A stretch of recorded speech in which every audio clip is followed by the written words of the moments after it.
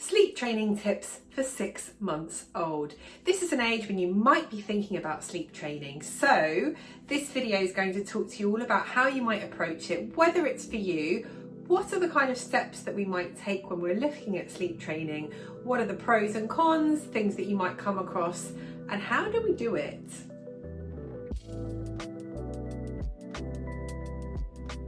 My name is Rosey Davidson. I'm an infant sleep consultant and mum of 3. I am the founder of Just Chill Baby Sleep, an infant sleep consultancy designed to help you get the sleep that you and your family need. I've been doing this for 10 years. I've helped countless families to improve the sleep of their little ones and themselves. Let's face it, we all need a good night's sleep to function at our best. I am the creator of our online courses, which can hold your hand and help you with a sleep plan. We also have one-to-one calls, and I have a best-selling book, the Just Chill Baby Sleep book. So there's lots of help out there for you. Make sure that you check out all of my resources in the links down below. We have things that you can sign up to for free, and we have lots more to help you.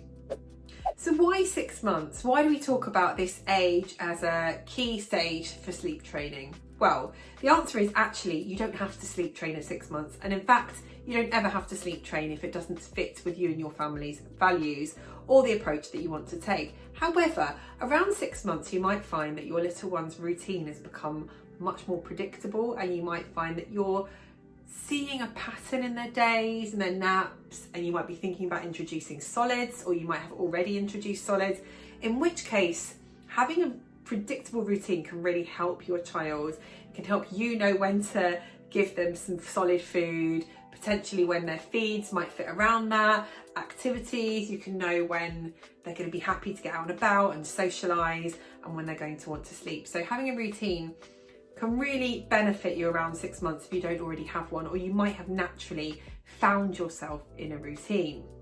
So the other thing that might be going on around the age of 6 months is moving your little one into their own bedroom. Now in the UK, the safe sleep guidance is to keep your little one in the same room as you for at least the first 6 months. So when they turn 6 months, it doesn't mean that you have to move them out immediately. In fact, many parents continue to room share for much longer than this, and in some cultures they just do it until whenever, until they're grown up. It depends on your space as well. But if you are thinking about moving your little one into their own room and you feel like it might benefit their sleep and your sleep, then we advise doing this around 6 months, or from around 6 months if you are thinking about it. So for lots of parents, the combination of their little ones starting solids, having a more regular routine, potentially moving into their own room, can be why they think about sleep training from around this age.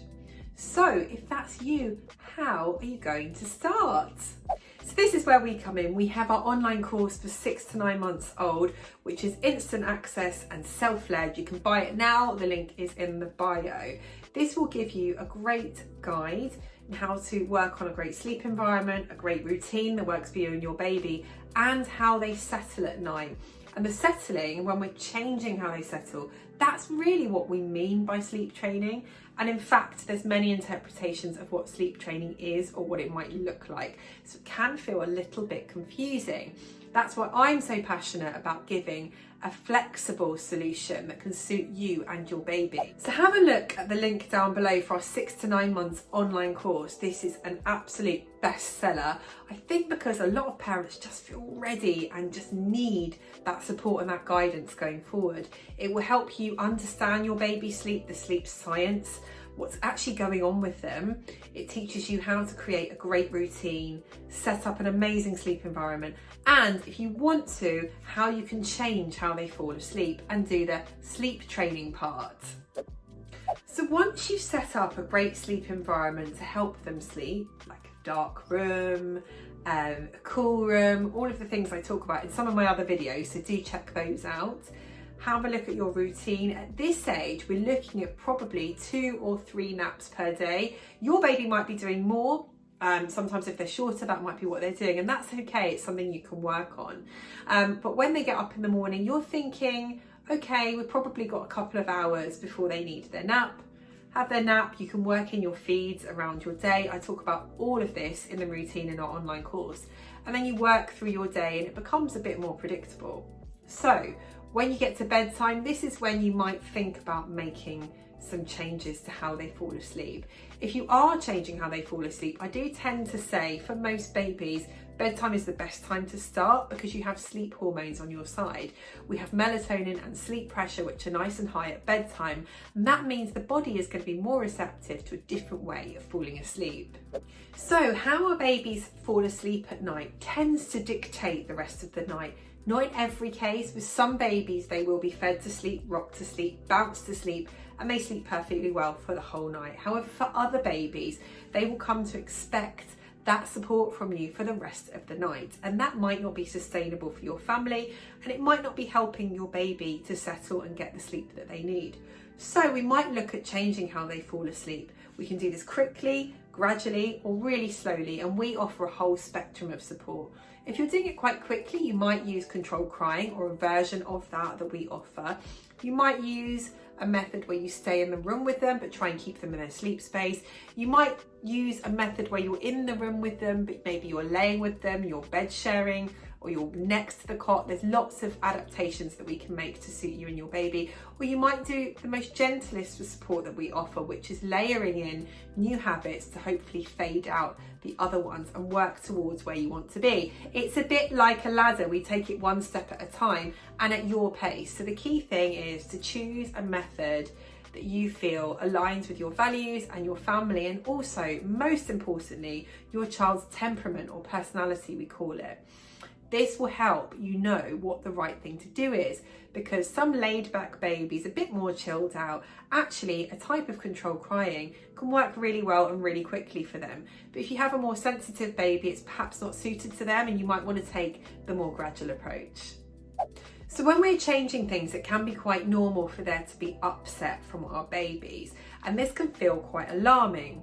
However, I want you to know that babies do cry, and sometimes they're just telling us that something's different and we're changing things. We can sit with them with those tears, we can hold space for their tears and still work on gradual change. Please don't think that because your baby cries at some point that you're doing something wrong, because babies do cry. It's how they communicate. It's not necessarily something alarming. Obviously, we want to minimize the tears, but sometimes change can come with tears and that can feel really uncomfortable for us. But in actual fact, it can mean progress. I do have a chapter all about crying in my best-selling book, so please check that out as well. I'll put the link down below. So if you do decide sleep training is for you, you can absolutely go for it from 6 months old. I would say work on a great sleep environment, a great routine, balance of day and night sleep. Make sure they're really ready for bed at bedtime so they're more receptive to a new way of falling asleep. And stay consistent, work on your loving boundaries, decide what those are and then stick with them and see how it goes.